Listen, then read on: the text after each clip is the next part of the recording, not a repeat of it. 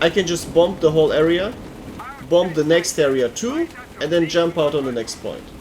So for this map, all you need is a player is a bomber with 4 to 5 crew members, like this one. The Soviets have one with 4. Oh, very nice. Very nice. There. Yo, what's up? With the newest update being 1 week old, it's about time for a new map guide for the Wald map. The two most important things to know about it is that A, it's very attacker biased, which is rare, and B, the map rewards map knowledge very hard. Because if you know the specialties about this map, it becomes extremely easy to play it. Even as a defender, but especially as an attacker. So, what do you need to know? First of all, the defender objectives are usually here in the center of the first village. Then the second objective will be north or south of the main road in the forest. Then the third objective will be either the church or the warehouse. And the fourth objective will be the gorge. And the last objective isn't on the map, so yeah. Now, the biggest mistake you can do as an attacker is attack from the wrong sides on this map. Because if you attack from the, for example, from the center here into the village, you will be easily blown up by the enemy defenders from everywhere. And this is how usually games get stuck on the first point and the attackers lose. What you want to do instead is the dominant tactic, dominant strategy for the first objective. You want 1 or 2 tanks standing back and shelling the objectives the whole time. This will make it much easier to attack, but also very often lure the defenders into the open area here, closer to your spawn, trying to blow your tanks up, which makes it even easier to blow them up. And also this will lure the defender tanks to get out. So these tanks are very effective. It's not usual in Enlisted that tanks are so effective if they stay back, but here the attackers have a strong advantage. Then don't do the mistake of attacking with your infantry through the center. If you do this, the same thing will happen to you, because then the enemy defender tanks that are standing here in the back line will shoot you up and all the defenders will shoot you up. What you want to do instead is flank hard from north or south with infantry and APCs and expect quick fights, because there will be lots of defenders already on the sides. Though if you can completely avoid wasting infantry on the center and just split them up all north and south, you will easily win these fights. And after winning the first fights, you can go deeper into the enemy gray zone, win more fights. After all the defenders in the flanks are dead, you can start building your rallies, and after that you can start attacking the point and get a very easy cap. Make sure that you build the rallies as deep and close to the gray zone as possible, because A, it gives you a stronger attack into where the enemies are undefended, and B, it enables the next attack, which is the bomb rush to the second points. These second points will be basically instantly kept if you have your rallies already prepared, due to the close proximity from the rallies to the next points. And also, defenders don't expect to have such a fast attack. But if you have these logistics established, you get exactly this fast attack. And the defenders will be very far away. They won't be able to get on the point quickly enough. With this tactic, you get the first 2 points basically with 900 or 1000 tickets. You also need it because the consecutive objectives get harder and harder. So you really want to save as many tickets as possible, because it's very easy to bleed out on the last points. Now, after having done this, what happens usually is that the defenders, since you kept quickly, finally arrive, and they will arrive around the area in front of the village, in the backside of the forest part. So don't do the mistake of bomb rushing again, especially not with your engineers, because this is where you actually will start to fight heavily. So expect strong fights, don't lose your engineers. You can even, if you see enemies are coming, you can even use these trenches for yourself as a defensive measure, and then just easily kill every attacker or every defender who tries to counterattack. And when they're all dead, you get out of your trench and keep moving forward. Now, how do you approach the city part? Simple. No matter what objective it is, since it's very close, there are lots of buildings and streets, you want to see where are the enemies weak and strong. So you want to go everywhere with your infanterists and just probe the area and see what works or not. The best area to control is this southern area here, because if you have control over this area, you can perfectly, if you have rallies here, after capping the third points, you can get to the instantly to the last point, to the fourth gorge point, and bomb rush it again instantly.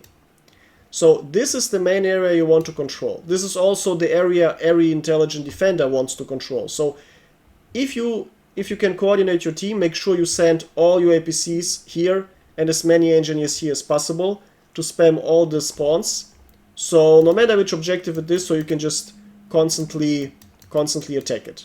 And of course, just spam rallies wherever it's possible. If you see a rally stick somewhere, be it here, here, or here, or wherever, you just have a nice rally position, and you know, right, this is where the enemies are weak, and then you just keep attacking the points from these areas. Depending on how good you or the enemy team is, this can take multiple hundred tickets to cap, but eventually you will cap it. Now, if this southern strategy doesn't work, you can of course also, well, if this doesn't work, it usually means the enemies are overextending here, and the north will be weak. In that case, you can try to build rallies in the north, which the enemies definitely won't expect because this will be very close to their own gray zone. And then, once you cap the third point, you can also go from here straight to the gorge objective. This is much longer than the southern route, so yeah, it's not as effective, but it's still much more effective than just having the normal rally point positions that players usually build somewhere way too far away, not thinking ahead, and yeah, this would be even longer. And after doing this, try to cap the fourth objective as fast as possible, because this is a big objective. It's a gorge with the hill areas, and enemies can be downhill, they can be up here. Uphill, you can be shot from all sides, and usually this is where teams bleed out hard and lose hundreds of tickets. So make sure that you get this as quickly as possible. And last tip before we start the game, if you're using bombs, bombs are quite bugged if you drop them in forest areas with lots of trees. So make sure that if you drop your bombs, even heavy jet bombs of 500 kilograms, don't drop them in the forest, drop them only in the open areas. Yo, what's up? We are here in Enlisted's newest map, the Eastern Front Wald map. How eastern? Well, barely, because it's right outside of Berlin, behind the Oder River. So, our goal here is to do the famous Steiner's counterattack and see whether our forces can push back the Soviets. Yes, because if we can't, then Berlin's gonna get attacked directly. So, this map is one of the most map knowledge sensitive maps in the game. Meaning, if you know this map very well, you get extreme advantages. Doesn't matter if you're attacking or defending. So yeah, attacking with a tank is strong, right from the center. Just staying a little back and then shelling. Since I couldn't take a tank here, let's just take an NPC. Alternatively, a random infantry squad with a radio man and engineer would also be fine, though an APC is great since it gives you more mobility for the next point too. So yeah. Now here's the big important aspect. Never attack through the center, always attack through the flanks. The flanks are hard to defend. Very hard to defend. Even if you know that, they're still hard to defend. I tried it very often. Yeah, so attackers have a strong advantage on the flank. So just parking here on the side and rushing in, doesn't matter if through the house or from the outside. Both works great, and now we can just swipe the enemies from behind. And I already see Soviets over there. Attacking straight into the point obviously would expose us from the left side to this dude, so we need to make sure they're all gone. And after that we can go... Oh, is this a tank or not a tank gun? After that we can go deeper into the enemy backline, blow up their rallies and APCs, and then just attack. You can also... Oh, let's give him a nice Molotov.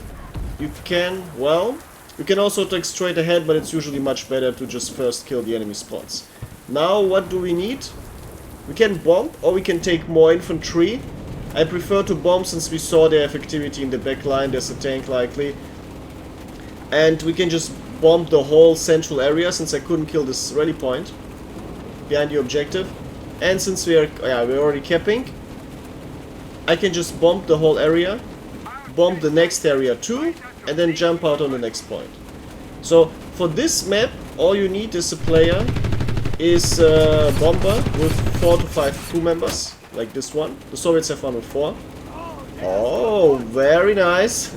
Very nice. There we have our 15, almost 20 bombing kills. And then you drop your load and then you jump on the next point. And this is how you fast cap. And since the defenders will have quite a distance to cross until they reach the point, yeah, we're gonna have a few nice first seconds where we cap. Also, yeah, just always get in this trench. It's very tempting, as I just did, to stay up, because you can see more, but you always want to go into the trench. If you're upstairs, if you stand above the trench, you can just get shot from everywhere. Alright, and we already started capping, and now here's the fun part. This speed forces the enemies to bum rush straight to the point instead of building rallies. Meaning, even if this first attack doesn't succeed, the enemies likely won't have enough rallies built, since they're all quickly rushing here desperately, trying to stop us. So we're gonna have now a first little advantage of starting to cap, and even if we should lose this advantage, in the next minutes we will have it much easier because the enemies won't have proper rallies. But yeah, this initial push is apparently enough to stop the Soviets. Oh my god, let's throw it back.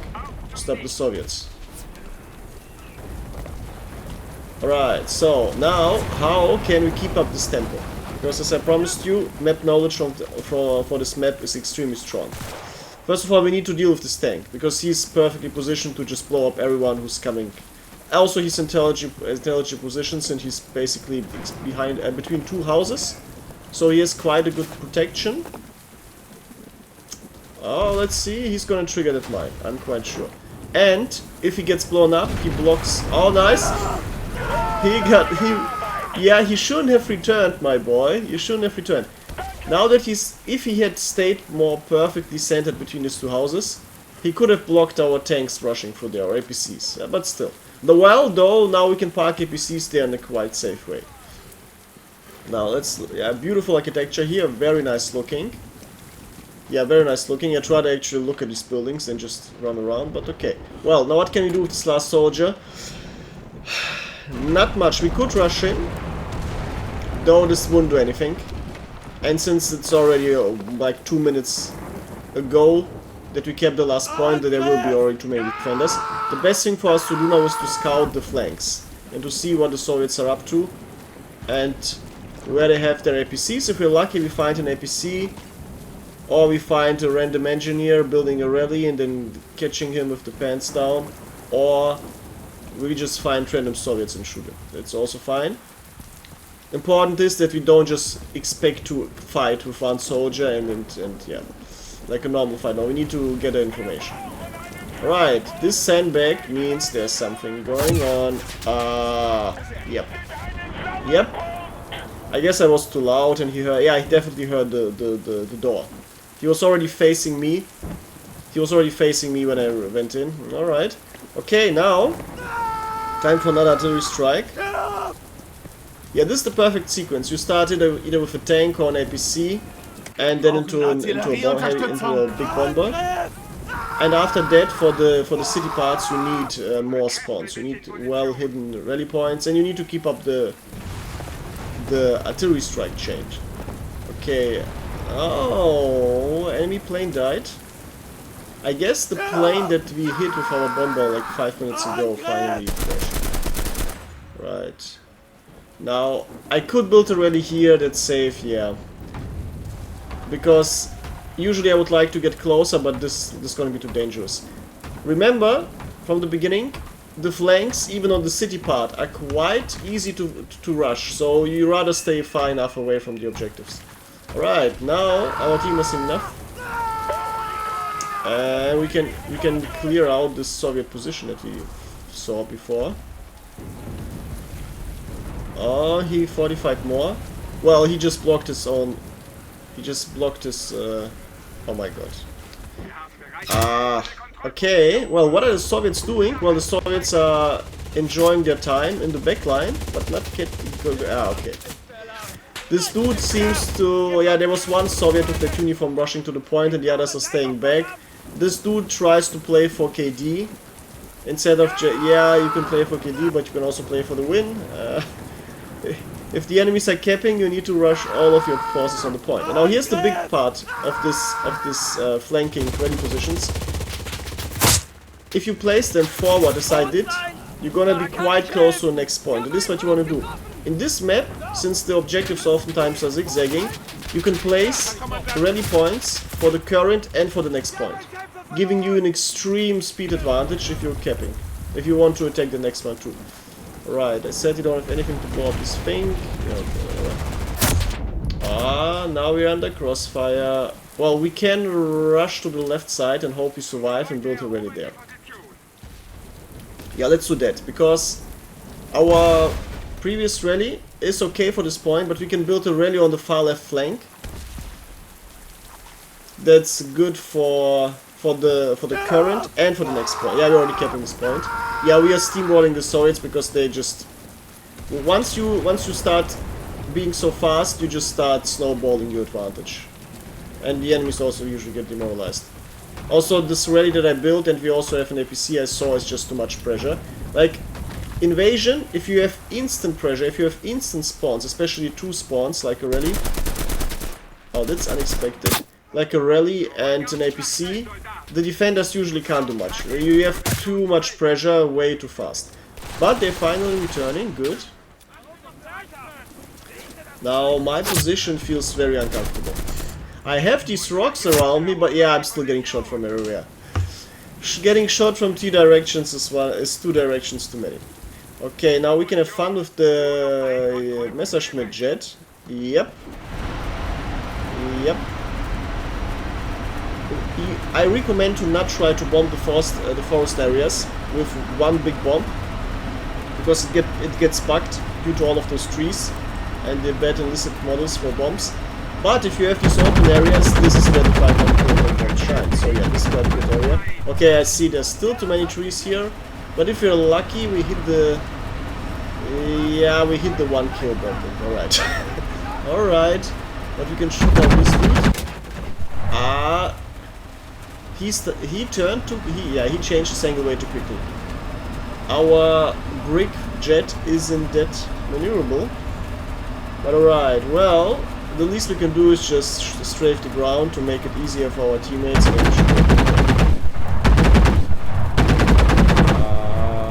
Yeah, okay, well, yep. So this is the fastest way that you can reliably win on this map. Not necessarily just against weak teams, but even against medium teams. I would say this team was medium.